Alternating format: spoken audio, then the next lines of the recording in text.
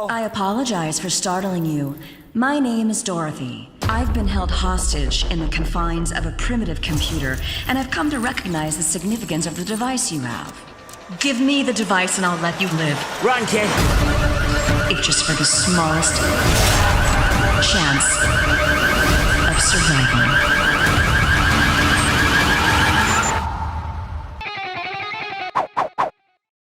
First of all, thank you so much for joining me today, Danielle. You are an absolute legend in the horror world, so this is a absolute pleasure for me.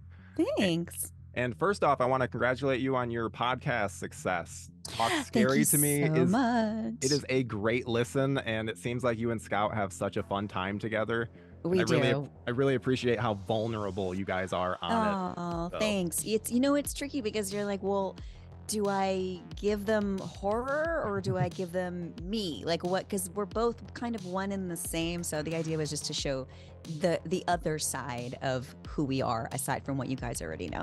Yeah. Well, keep doing what you're doing because it's great. It's definitely something that me and my friends will always talk about. Like, oh, did you listen to the last one? So. Oh, good. Yeah, it's great.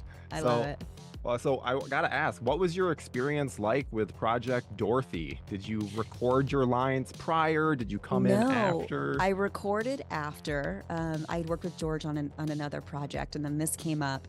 And, I found that I did this 2 years ago. So I was sort of taking movies based on things that I hadn't done before. And I was surprised over the years. I've been, in horror, sci-fi, fantasy, that genre for 30 years, but I've actually never done a sci-fi movie. So it was sort of the one thing that I was like, surprisingly enough, I've never even done like a guest star on the Sci-Fi Channel on any of their shows.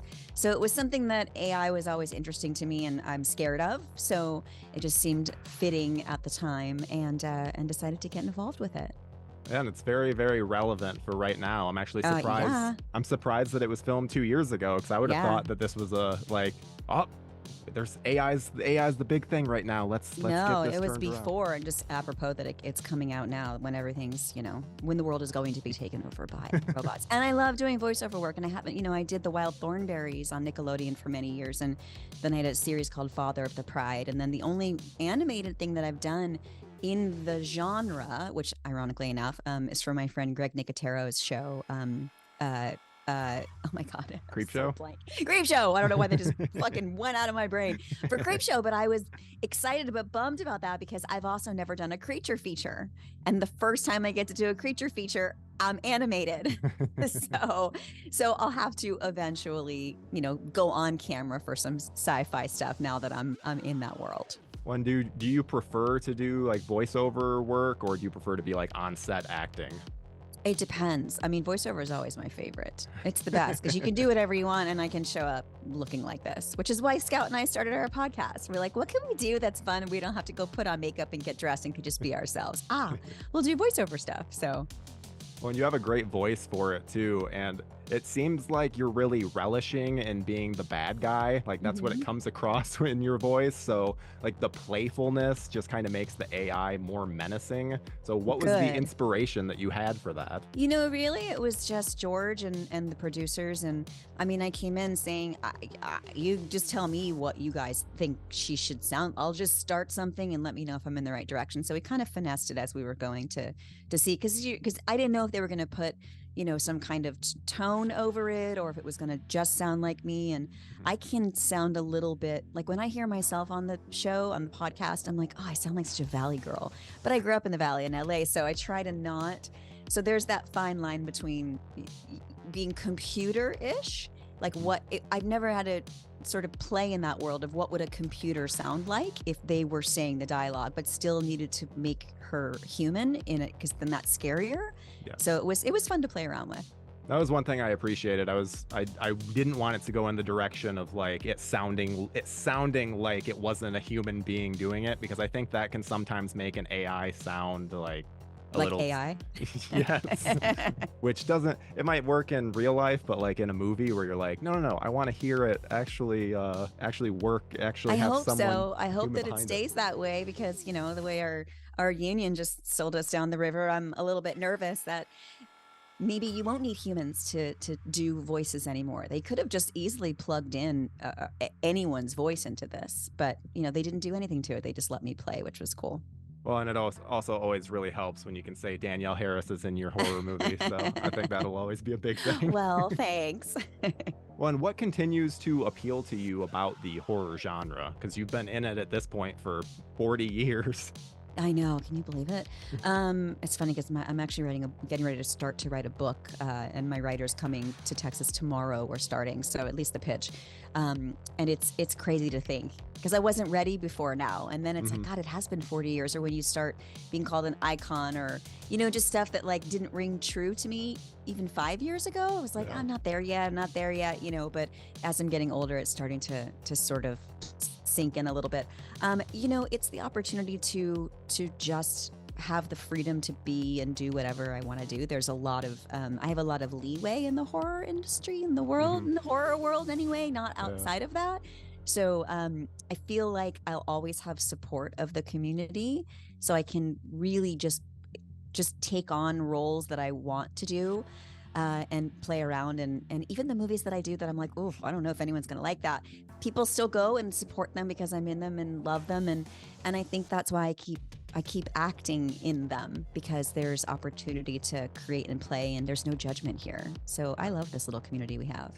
When I think that most of your listeners for the podcast are hoping for you and Scout to do some kind of film in the future. So is that we are? I mean, we just finished the first draft, so it's almost done, and we're gonna do 3 movies together. 3? We're gonna do 3, yes. And we're still coming up with different ideas. We have Scout came up with the ideas for the 3 of them, and I'm sort of finessing them with her. But now it's like, who directs? Do we direct? Do we hire directors? Do we want famous directors? Do we want indie film?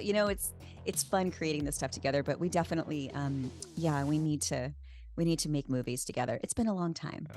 Well, would it be a like spiritual trilogy, or actually following characters from one movie to another?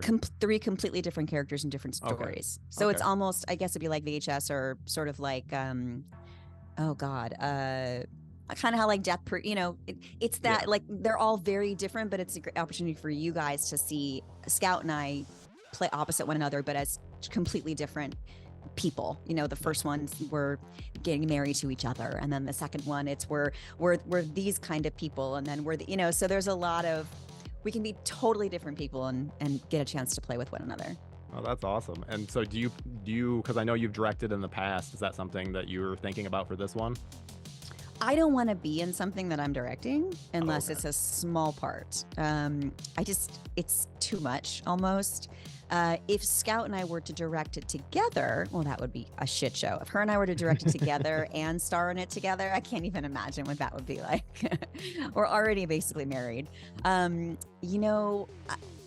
think I would be like, she's getting ready to direct a film right now that I'm going to be in February. It's her first time. We were just talking about it on the show today, and I said, like, I've got your back. Like, whatever you need, I believe in you. I support you. I got you. And I think as long as you know that someone's involved in the project that is talented and is your friend that you trust, especially in the genre, like I know I don't even have to give Scout direction if I were to be directing her, because she just knows what she's fucking doing. And same with me. So I think, but to be able to have that opportunity is really fun, and to know that your friends got your back. But I definitely don't think that I could star in something that I was directing. That's really interesting, because I feel like it's usually people are like, no, I'd want the complete control, and I couldn't imagine someone else in this spot. So what is it? So is it just that you're too focused on, you're worried of like pulling your focus away from one job or the other, or like, I mean, I want to stay. I would want to stay in the moment. I feel like, I mean, I had a teeny tiny little part, one line in the movie that I directed, and I came to work that morning at directing it, came to work and forgot my wardrobe at home, because I just wasn't thinking about me having to do anything other than show up as director. So I think I just need one, at least until I get comfortable enough. Or if you have great producers, you have great first AD, great producers, great DP, and then you're kind of set. So if I had my team set, then I think I probably could tackle it, but I'd need like 6 months minimum of pre-production just to make sure that all the shit was mostly handled. I didn't have to think about it on the day. But when you get 10 days to do a movie, and you have like, 2 weeks of pre-production and you've got 20 grand or Yeah, whatever, yeah. and no money. It can be a bit difficult. So I don't want to take on all of that. Yeah, it makes sense. I think Bradley Cooper took 6 years to develop Maestro. So Yeah. like, Yeah, hell yeah. And he probably took all 6 years to do that. yes, exactly. So I definitely understand what you mean with that, especially because then too, if you're putting so much into this, you don't want to then feel like you're not giving it your all in certain areas. Yeah, and as director, you've got to live with the project for 2 years after. You've got to do the press junkets, you've got to do the film festivals, you've got to do it and do it and do it and do it and continue talking about it till you get your other job. Yeah. So, and as an actor, you kind of just let them handle it and then hope for the best and prepare for the worst and do your day of press and promote it if you want to.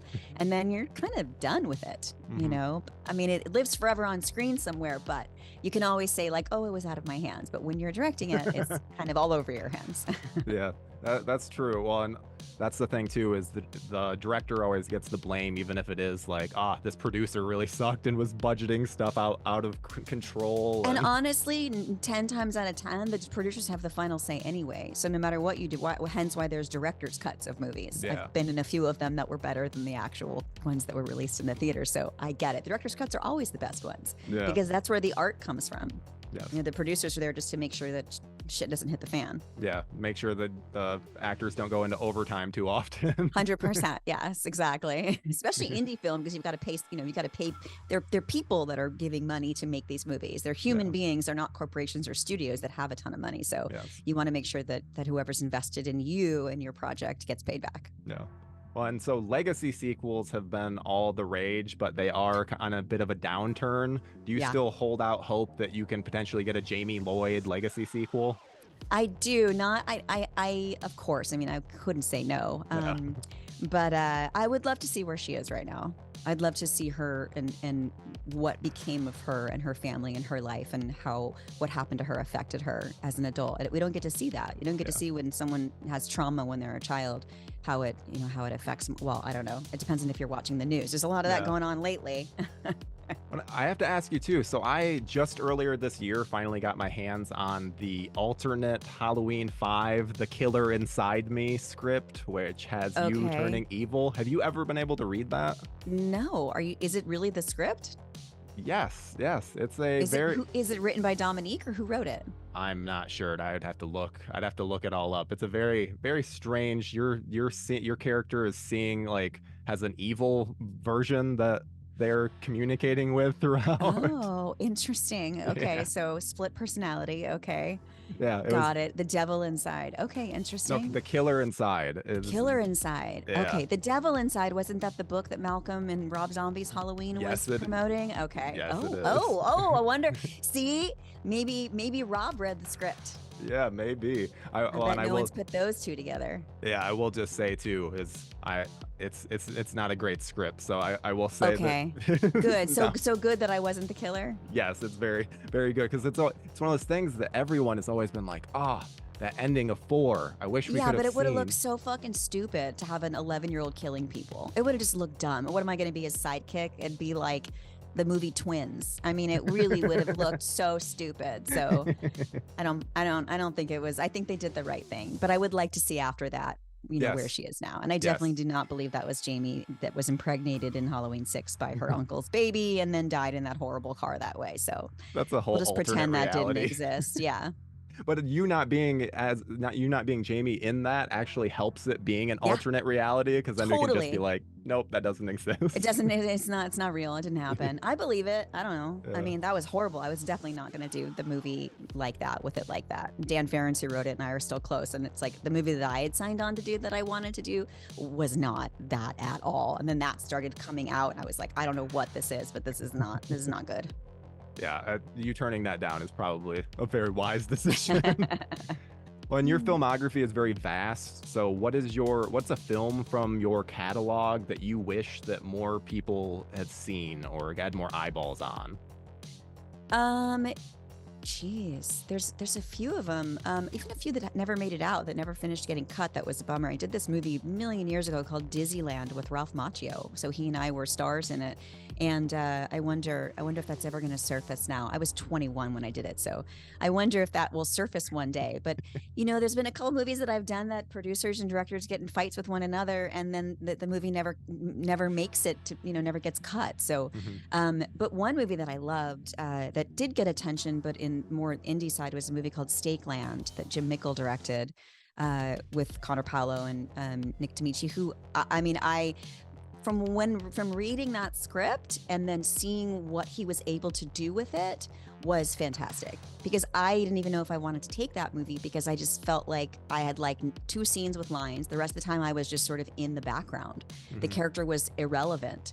And I was like, God, it freezes my ass off upstate New York for, 4 weeks outside, no interior scenes in the middle of January. Like, oh, you really, for no money, you're like, you really have to want to do it because you're going to be fucking miserable. Yeah. And I talked to Jim and I just liked him so much. So I did it. And it's one of the most intimate, beautiful movies I think I've done in the horror world. And I took that because I hadn't done a movie with like zombie vampires. Yeah. So I was like, I've never done a movie with zombie vampires. Let me take a look. And then I was like, ooh, this is bigger than that.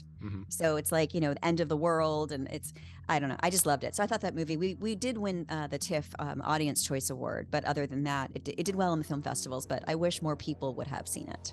Well, I help run our horror YouTube channel, and I run a Best Horror Movie You Never Saw series, and so we will definitely be covering Stakeland soon. Oh, good. You haven't seen it yet? I actually have seen it, so that's what okay, I always like to ask the different actors, just because there's stuff that comes out where it's like, it's been on our list to do. Now it's been moved up. All right, there you go. Got to do it. Yeah. Well, and finally, I have to ask you too. The end of Victor Crowley teased you coming back to the franchise. Have you heard of any kind of momentum with that? Oh, I bug Adam all the time. All the time I bug Adam. I know Kane does too. So I know there, of course he set it up to have more. We know Mary Beth is alive and ready. I just think we need to hurry up and make it. I'd asked Adam recently, I was like, can we just crowdfund it?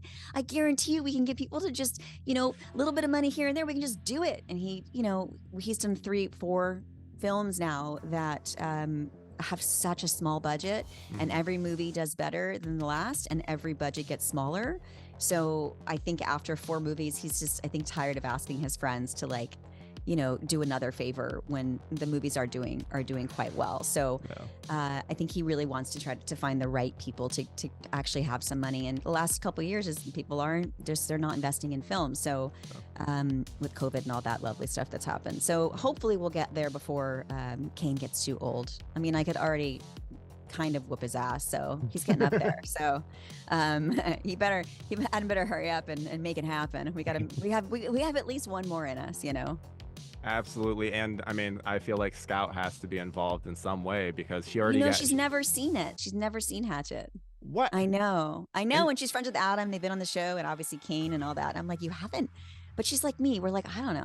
I watched Kane's Friday the 13th with him for the first time 2 years ago. I was like, I don't know. I don't sit and watch your movies. You're just my friend. Yeah, I always love that kind of insight. That's always great to hear.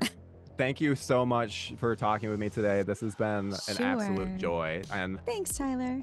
I hope that Project Dorothy is able to get some eyes on it. And I'm really looking forward to your trilogy with Scout. So thank you. Stay tuned. You have a great rest of your day. You too.